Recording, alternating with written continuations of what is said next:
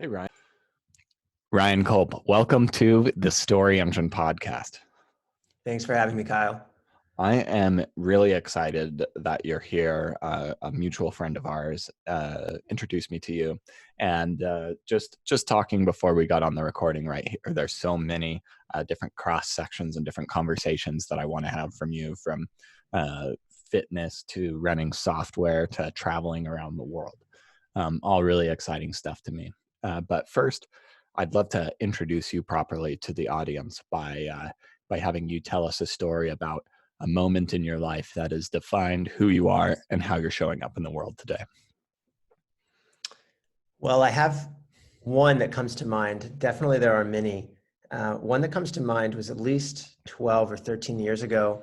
I was in high school and I used to perform a lot at church, actually, a lot of music. And I was kind of like the high school kid in the adult band. They let me play with them sometimes. And we did some kind of event, and I played this song, a very old hymn, with the acoustic guitar. And a guy came up to me afterwards and said that his, I think, father or mother had just passed away, and that was their favorite song.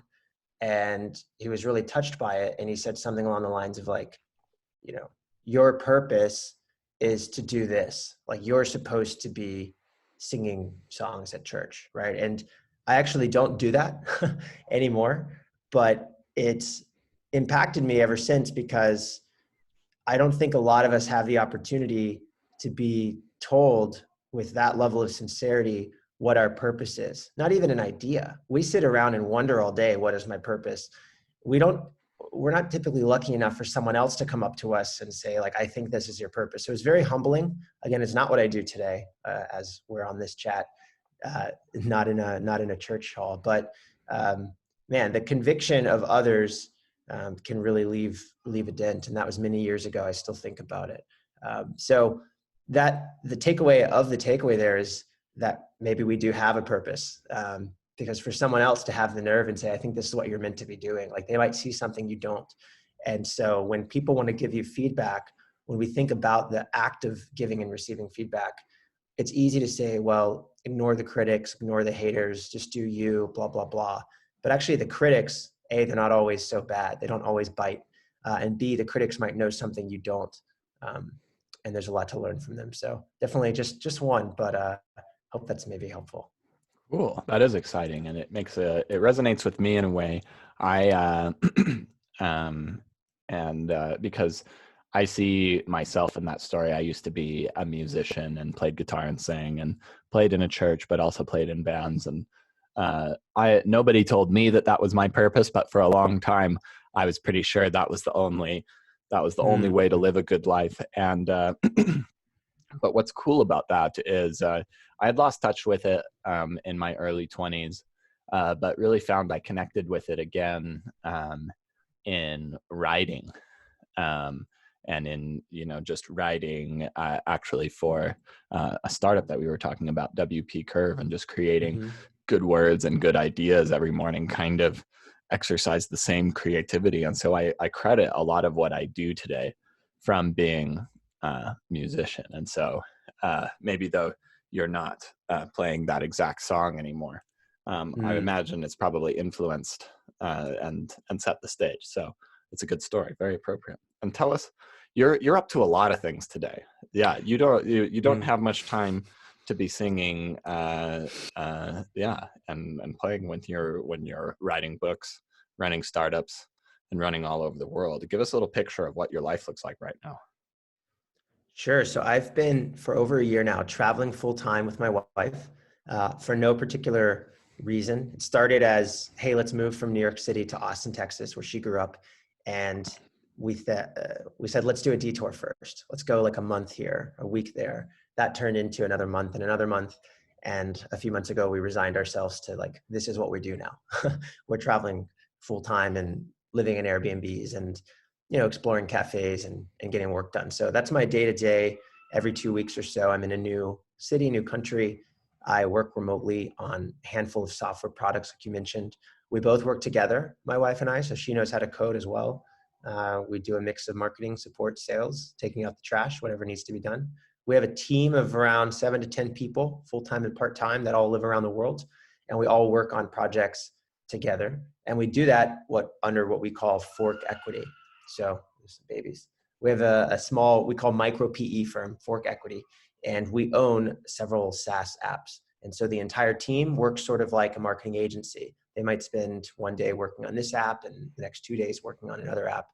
And we just have a good time with it. So definitely making it up as we go on.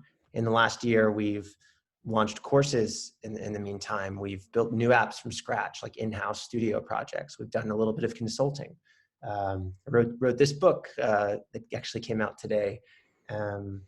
I've recorded music. So actually last year I rolled around with my ukulele everywhere we went, and I was lucky enough to record at 4 different studios around, from Thailand to Dubai to a couple places in between. But yeah, so it's definitely a freestyle lifestyle, but overall we've been able to really focus and get rid of some of the bad behaviors and habits we had in New York City, which was like drinking a lot, not getting stuff done we wanted to get done, putting off like working out so that we could go to some party. We're able to be a lot more centered and focused now. And it comes with ups and downs. So sometimes, you could feel a little bit lonely when you don't have any friends and you don't speak the same language. But overall, I think it's been a really positive experience. We've personally grown a lot. Companies have grown. And, it's not forever. So it's just a temporary experiment for a couple of years.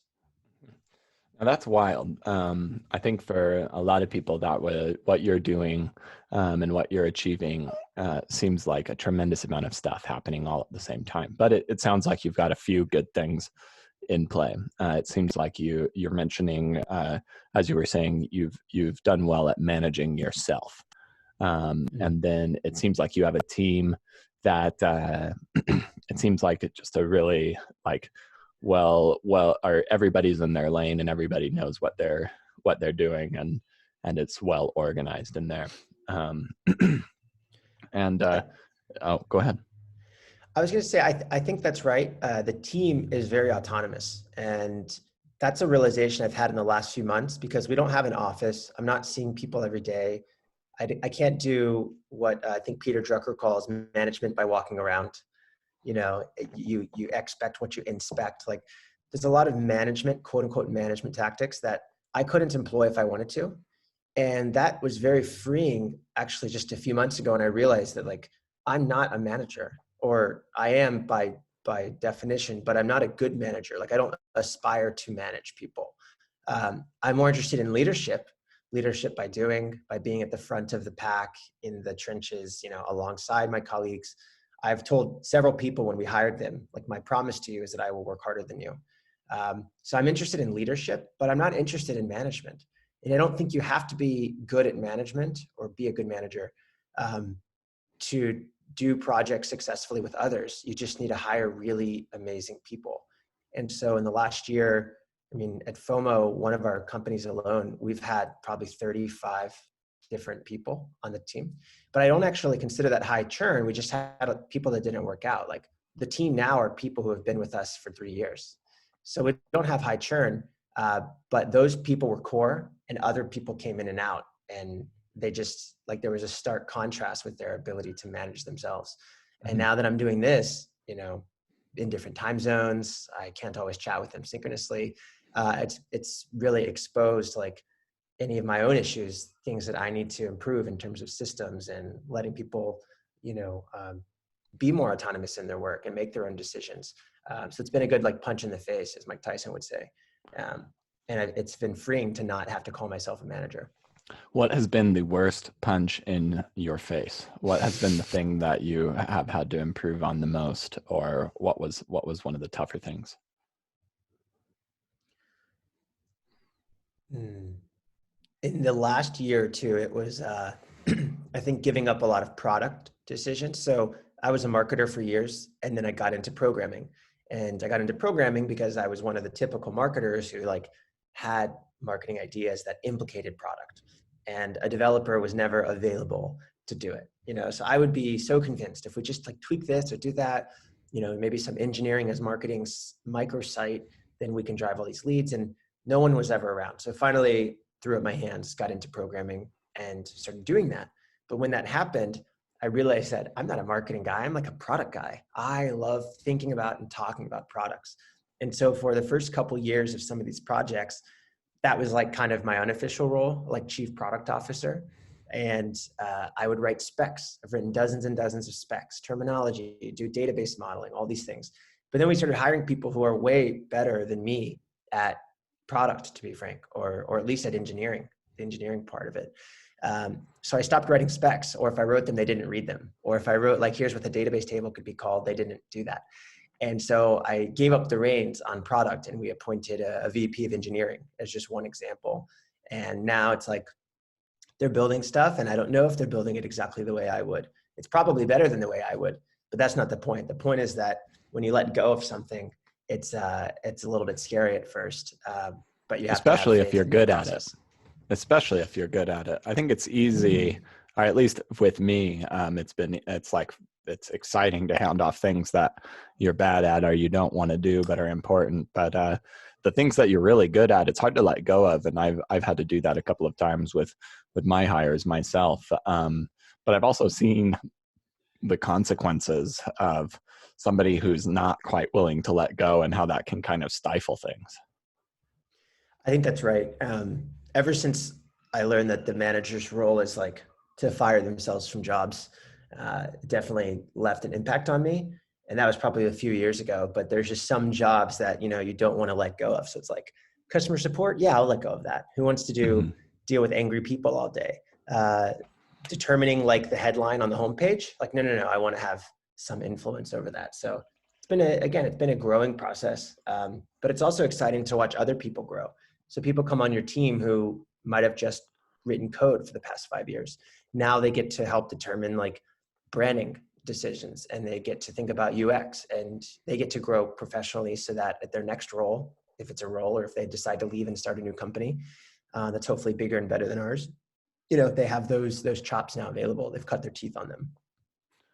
Is there a way that you coach or teach or support your team that you think is unique to you or crucial to your definition of leadership? Well, I try to lead by example, which I think a lot of quote unquote leaders don't do. So like, I wouldn't expect anything of a team member I wouldn't expect of myself. So it's like, if I've fixed a bug at 2 a.m., and I have many, many times, then I don't think it's unreasonable if someone builds something and it breaks for them to fix it at 2 a.m. Like, I don't think that's unreasonable. I think that's like skin in the game. And I think a lot of managers or leaders, like, they're like, there's rules for what's the phrase? There's like rules for me and rules for thee, So it's like they live under two houses, two dichotomies, two paradigms of like how things ought to be. This has been exploited in the media too. So like I just saw a few months ago this hit piece on away luggage, and all these Slack messages with like the co-founder really freaking out on people. And like I saw it both sides. It was like, yeah, she's a little bit crazy about her company's success, but the company's really successful. Like they're doing something right. And the co-founder is, saying mean things in Slack, like, please respond to your support tickets faster. But she's also the co-founder of a $100 million company who responds to support tickets herself, even with like 100 employees. So it's like, I can understand both sides. So maybe what's unique to me, but not only me, is just being in the trenches and trying to create the best environment to do good work. So for example, we only have one meeting a week. Why do we only have one meeting a week? Because in my past jobs, I had lots of meetings every week and I didn't feel very productive. So Fomo has been, or Fork Equity has been, a test tube to like do the opposite of the experiences I had at other jobs before I was a founder. I used to have a lot of meetings. Now we have one. We used to have like weird tracking, like to make sure we're getting certain stuff done. Now we just have like a very casual Google Doc where we type in like, here's some things I did, here's what I want to talk about. We used to do like, kind of, you needed to be in the office at a certain time or you got looked at weird. Now we're remote. And if somebody wants a co-working desk, we'll get it for them. If they want to work in their basement, that's cool too. So I've just tried to use FOMO as an opportunity to explore, like, what are all the things you can take away from how we think an organization needs to be run for people to be successful.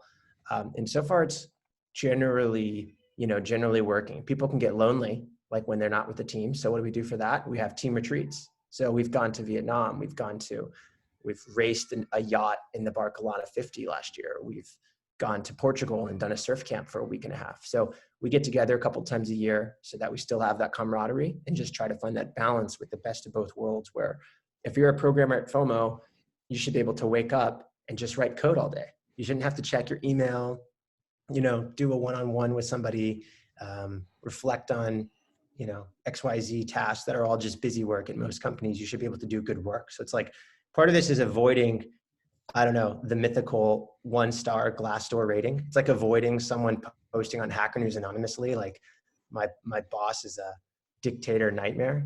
And I don't think that will ever happen with us, because we try to create the most casual, peaceful environment someone's had to do good work. That's really powerful. Oh, sorry, dogs in the background. There's babies in the background here, but they're not mine. Oh, okay, So. we'll call it even. The dogs are mine-ish. Anyway, so you're managing a lot of different companies, a lot of different businesses, travel. There's a lot of different priorities happening all at the same time. How do you take care of yourself, or what are some of your habits to make sure that you're always performing at your best and making sure that you're focusing on the right thing? So I think it starts with health, and I was just listening to Naval talk about this on his own show pretty recently, that, if you don't have your health, you have nothing. And you don't have even the desire. He called it like the desire machine. Like if you're not healthy, you don't even have a desire machine that wants other things in life, whether it's money or status or, even a burger. Like you don't want anything. Last night, I was really sick for a few hours, and it was horrible. And I don't know why I was sick. I ate the same food as my wife all day. She was perfectly fine watching like a K-drama. But I was really sick, and I got to be conscientious of that and go, oh yeah, like now I'm in this sick state. I don't want anything. I don't care about like that email I didn't remember to send yesterday, or that person that's still waiting on me. Nothing mattered. It all fell away because I'm sick. I can't even think. I can't even like compute. I can't even tie my shoes. That's why I'm drinking aloe now to get back my electrolytes. So putting health above everything else has been the start of it, because when you work out, for me, that means working out a few times a week. When you work out, your day is amazing, particularly if you work out a little bit early. I don't wake up at 6 a.m. and do any of that kind of thing. But if I work out like before lunch, the rest of my day, I feel like if I get nothing else done today, at least I'm going to live. I'm going to live a little bit longer because I worked out. I went running, I lifted weights, whatever. So that's been a huge part of it, and making that really part of our lifestyle and almost mutual pressure. So I'm traveling with my wife. She works out more than I do. She used to be on ClassPass when we lived in New York City, and she would go do 5 yoga things in a row, like on Saturdays. That was like fun for her. It's not fun for me. But there's this like perfect amount of pressure where, there's no excuses, no matter how much stuff we have to do, no matter, if we have a 12-hour flight tomorrow or something like that, we have to work out. And we've gotten really creative with it, whether it's just doing push-ups and sit-ups at our Airbnb, to finding local gyms and like in broken Spanish or broken Korean, trying to get like a day pass to, in Italy, we were there for a month. We would find children's playgrounds and just use them to do, pull-ups and that kind of thing. And the Italian women would stare at us in horror because I usually don't wear a shirt when I go to work out. So that's been the baseline. And then next, it's been just acknowledging that I think most of us, whether you work on one project and you're an employee or you're a founder or freelancer, what do you do most days? Like you wake up, and if you're a knowledge worker, you get in front of a computer and you do this. And I think there's a lot to be said about how much you can achieve while you're doing this. Some people think, oh, I have one job. How can you have 3 projects? I barely have time for one job. But guess what? It's Parkinson's law in action. If you needed to get 3 things done during this period, you're going to probably get pretty good at doing the right things. So you're going to not check Facebook 20 times. You're going to check it 5 times, or whatever your vice is, if you have more to do. So we've found that, I think it's another Peter Drucker quote, or maybe Andy Grove, like, you want to get something done, you want some project to be completed, give it to the busiest person in the room. And it's a weird paradox, but I've found that to be true. The more I give myself to do. And I say, oh, that's not possible. I can't write this manuscript by this date or create that deck presentation by that because I'm doing this other thing. But yet it all gets done. So I'm hoping that when I look back on these few years, the goal is, or part of the hope is that I'll go, yeah, I'm glad I pushed myself and I didn't allow myself to say, no, I can't do that, because that's all fake news. So I think a lot of us are holding ourselves back from what we're capable of. If you're working on one project, you can definitely work on two. If you're working on two, you can probably work on three. And that's what we found to be true. And again, it forces you to eliminate the tasks that are lower leverage. You know, sometimes I look at what I'm doing. I literally look at my screen and go, wait, why am I sending like this email when in my other tab, I could be doing something that would drive like $1,000 in new revenue starting tomorrow. And you're able to kind of like wire yourself, as long as you're conscientious of what you're doing, at least a few times a day. I'm able to like, oh, wait, let me change gears to this like higher leverage task. And you start to look at things, whether it's this inbox or that bug or this opportunity, and you almost see like dollar signs. And I'm not saying it's about the money, but you almost see like the leverage. It's like a filter, like an Instagram filter. Like that would be super leverage. That would be no leverage. That would be negative leverage. And you're able to pick and choose. And then you just set up systems around that. So I used to do a lot of email. Now I have auto replies. I used to do a lot of administrative tasks like paying invoices or doing accounting. Now we have an administrative assistant who does that. So we're able to kind of, again, we're making it up as we go for sure, but we're learning a lot through firsthand experience. And I think anyone's capable of doing a lot more than whatever it is they're currently doing.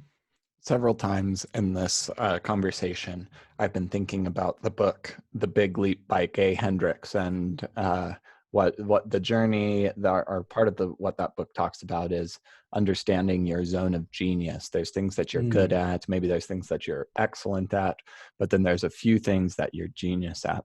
And it's been ringing really true to me as I've been hearing your story of you've been spending a lot of time finding what brings out the very best in you and then removing other things, but there's not just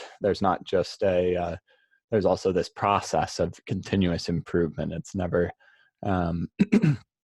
it doesn't seem like, or I don't know if you're enjoying the process and you're not trying to necessarily, you're setting goals to keep going, but there's not this, I don't know, light at the end of the tunnel that you're like pushing really hard to.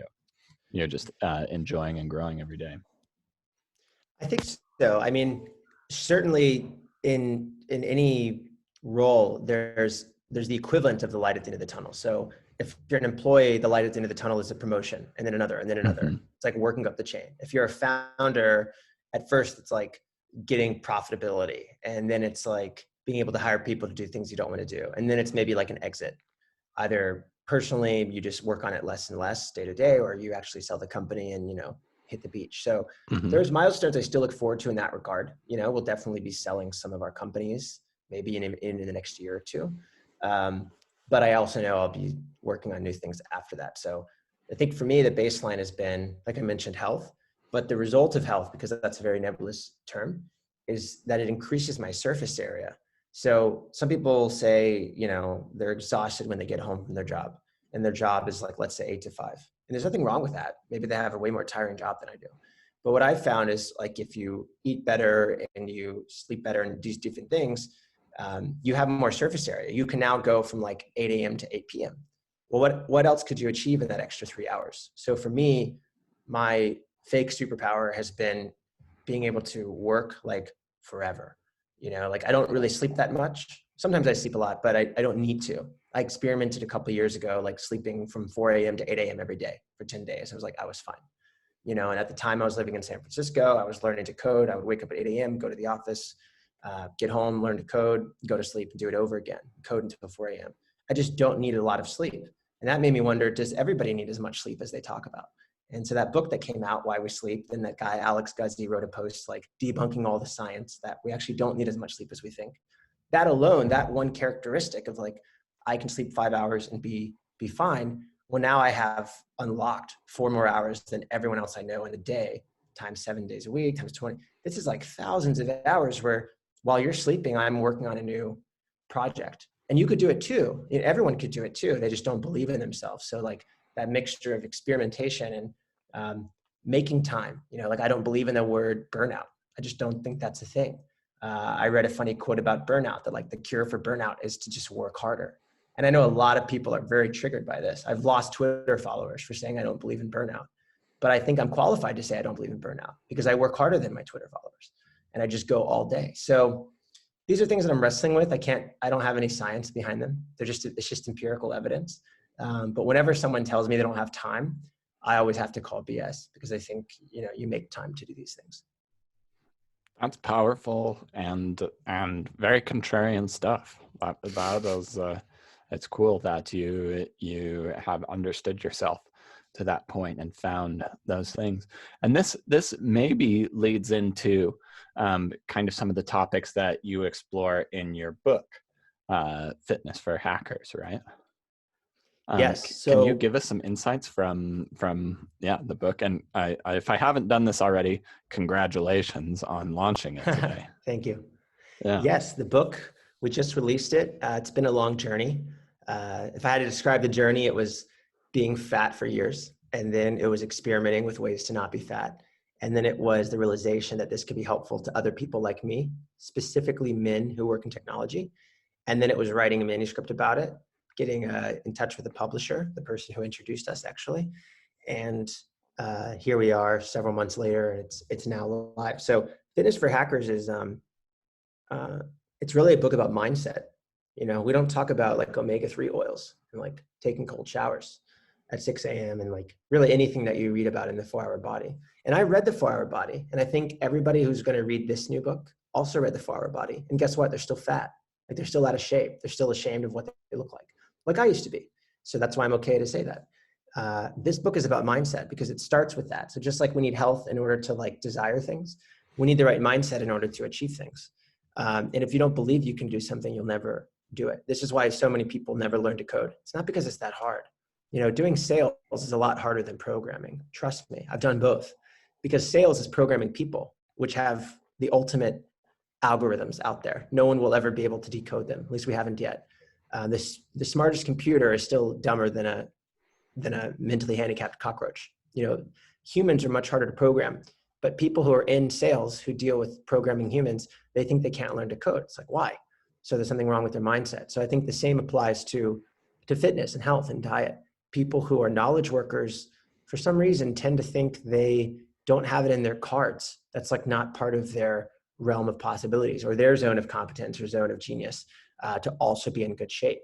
I just saw a tweet today that said there's some false dichotomies, like thinking that fit people are dumb and the smart people are the ones that aren't as in good shape because like they invested their time in knowledge apprehension versus acquisition versus like the dumb people, they know they're dumb, so they just work out. And that's such a bummer that people really believe this stuff. In my opinion, the rock stars are like, they do all of it. There's no mutual exclusivity. The better shape you're in, the smarter it affords you to be because now you have a clear mind with which you can study, read, take notes, do things. When I'm in great physical health, I'm also at peak performance levels, even if it's like bug fixing, which is the opposite of lifting weights. So this book, Fitness for Hackers, is about that. It's a simple plan, nuts and bolts. It's a simple plan for dieting. It's a simple plan for lifting weights, going to the gym. It's basically a 90-day plan that can be put on loop, and you can iterate it and tweak just like a piece of software as you go through it. It's very, in my opinion, no nonsense. I don't think it's a book for women, for example. So that's like half the population. It's not for you. I don't think it's for people who don't work in tech. So that's like another 90% of the population. It's not for you. But for the right audience, people like me, it's already making a difference. So we had some beta readers a few months ago who read it and collectively lost quite a bit of weight. I've seen some before and after photos. Not all of them have been cool with me sharing like their name, but I've seen some transformations genuinely from people who read the beta edition, which was just a freaking Google Doc. And that was what they needed. They needed that like click change in mindset. They had all read 10 fitness books, 10 diet books. Some of them might know more about nutrition than I do. I don't care. That doesn't matter. As Nassim Taleb says, we don't need science to survive. We need to survive in order to do science. So empirical evidence has been huge. That's what this book is really based on. It's based on experimentation, just like when you build a software company. I read Paul Graham's Hackers and Painters, and he talks about his whole book is like juxtaposing that today's computer hackers are like the masterpiece painters, the Da Vinci's of years ago. And it's a weird concept, but the way he articulates it is that if you put an X-ray up to like the Mona Lisa, you'll actually see a lot of bad stroke lines that made her face like thinner, fatter, her arms broader. And you can only see that under exercise. But what his takeaway was that actually these masterpieces where we think they were just like done one shot, they were actually iterated over and over again, carving and tweaking, just like good software. You know, Airbnb today looks dramatically different than when they had that bubbly logo and, you know, there were like featured places on the homepage. They iterated. And so like good hackers are like the good painters of yesteryear. And so that's what the book's about. It's about designing or test tubing your body to be like that painting, to be like that piece of software that you're already molding every day, and to treat them similarly, and ultimately to become your best self, because other people deserve that and so do you. Is it just for, you mentioned kind of some of the results people were getting. Is it just for losing weight? Or, I mean, you've mentioned a lot about like what obtaining health is in general, and I agree with you. I once wrote like a foreword for a doctor I've worked with, and I said a similar thing. I said, health is everything. Like, if you don't have health, then yeah, then like you can't, then you'll spend all of your money like to get it back. Like as much as you have is as much as you're willing to spend. And then yeah, it's hard to have friends or family. Like your family's there for you, but I feel like most of us want to be contributive to our family, That's and right. contributive to the world. And yeah, and health is a big way to be able to have that. You know, regarding goals like losing weight, gaining weight, I treated this entire project like an iterative piece of, you know, software. So I had beta readers 8, 9 months ago, the first version, when I didn't even have the full manuscript. It was like, here's the first part of the book. There's 3 parts. And most of the feedback, just taking like the lean startup approach, was people wanted to lose weight. There are some people who are like the really skinny CTO types who are like, oh, I'm so weak and, you know, I want to gain some more muscle. But those are the minority of the bits of feedback I got, less than 10%. I also, that's just how I backed into this being a book for men. I was initially attracting women to the beta copy, and they were like, yeah, you know, I don't really want to get bulky in that way, and this part of the diet concept doesn't really make sense for me. So rather than fight gravity, I just said, okay, it's not a book for women. Rather than try to spew insights about something I don't understand, which is like how to gain weight. I definitely know how to gain weight, but how to gain weight because I'm skinny, I just decided to exclude that group. So it's not for them. It's for people who want to lose weight, which to me, I think is a bigger pinpoint. When you want to gain weight, unless you have a legitimate problem, your life is not at risk. Your health is not really at risk when you want to gain weight. People usually want to gain weight for superficial reasons, in my experience. Like they want to look tougher and that kind of thing. But when you need to lose weight, that's like maybe life or death. So, you know, we're primarily targeting people who want to lose weight, but it's also about developing cardio. It's also about increasing your stamina. It's not just a surface level, you know, modification to your body. We've all seen like skinny fat people, aka Southeast Asia. You've been there. I've been there a lot. These are people who don't exercise, but they starve themselves and they skip meals. And then when they're not skipping meals, they're eating like bonbons and ice cream, and they're going to the bread cafes with the pay per ounce or pay per kilogram. And that's not a good way to live either. So it's about a more holistic approach to actually developing good health, not just, you know, hey, you know, skip 4 meals a week and you'll lose 10 pounds. That's not sustainable and not what we're going for. It's for people who would understand a lean startup pun. Exactly. I mean, the book, we've got all the components. We've got spreadsheets, tracking. We've got a Kanban board. So I've got a Trello board template that people use to track their weights and their lifts and their gains. We've got videos, photos. I think a lot of people are a little bit, I don't want to say afraid, but a little bit apprehensive about the gym itself. They think that everyone's like going to watch them and they're going to lift weights wrong and not have the right posture. And like, what I've learned is nobody cares. Like the people at the gym, they don't care. A lot of the biggest, buffest, baddest guys at the gym, they're stoked when they see someone getting into it, and they'll even help you. And but there's this gym anxiety thing going on that holds a lot of people back. So I try to talk about that. And then we try to talk about like just like software, if, given, when. So like if this happens to your schedule and it screws up your ability to go to the gym, here's like ways you can mitigate. So creating multiple points of failure. So I talk about software terminology like SPOF, single point of failure, to make those, to draw those conclusions and connections. So just trying to put it in a language people understand, and ultimately improve their mindset.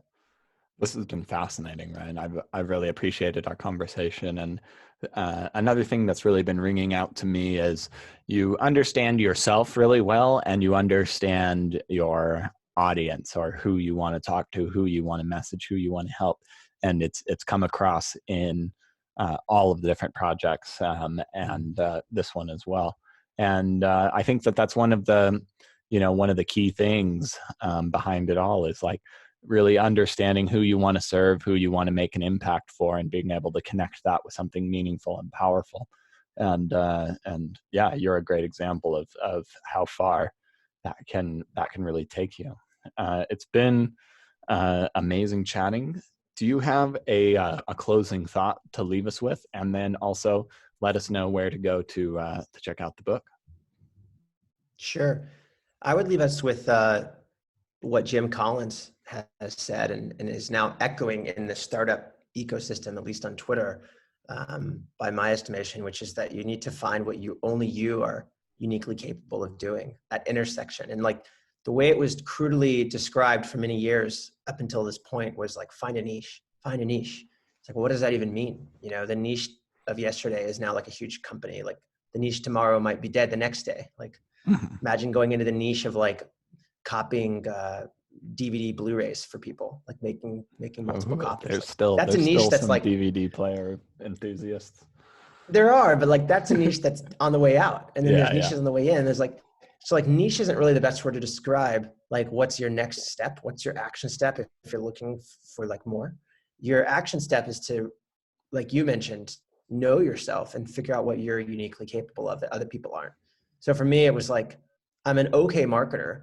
I'm an okay developer. I'm never going to be a great marketer. I'm never going to be a CTO or great developer. But being an okay marketer and okay developer combined, that's a really rare thing. Like statistically speaking, most people who code don't market, most people who sell don't know how to code. So I started exploiting that with like helping people learn to code. It's like, how many courses are there on learning to code? Well, like unlimited, but they're not taught by people who are like at that intersection that I'm uniquely situated at. So thinking about that is really my send off to everyone listening. What are you uniquely capable of doing? And it's a fun journey to figure that out. You can even just think of what are 3 things I'm decent at, and then where's the intersection? Like that's an easy path. You don't have to like take ayahuasca, to answer this question. And then in terms of, checking out what I'm up to, fitnessforhackers.com, actually. It's just a stub right now, but it's about to be filled up with resources like videos, before and after transformations, testimonials, how to do specific lifts and workouts with and without weights. A lot of interesting stuff. You don't have to buy the book to, I think, benefit from it. And it's also going to have a link to the Amazon sales page. We have Kindle and paperback. So yeah, fitnessforhackers.com. And I'm super looking forward to this next chapter with helping people help themselves outside of like the money world, which is what I've been doing for years, right? Learn this skill and make money. And that's great. But like Maslow's hierarchy needs more than that. It's like you got to self-actualize, which to me means becoming your best self, which means health. Beautiful. Well said. Thank you so much for joining us, Ryan. Thanks for having me, Kyle.